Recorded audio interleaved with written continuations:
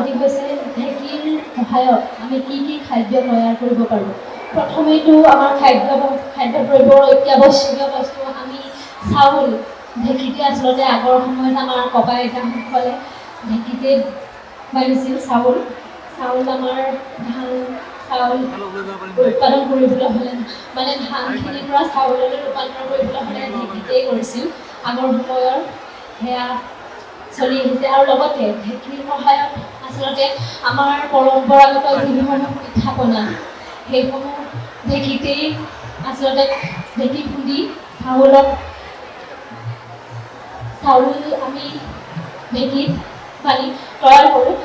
তিল পিঠা আচলতে ঢেঁকীত খুন্দা পিঠাৰে তৈয়াৰ কৰা হয় বুলি জানো। ঘৰতো সেয়াই কৰি আহিছোঁ। সান্দহ কড়াইৰ পৰা যি সান্দহ তৈয়াৰ হয় সেয়া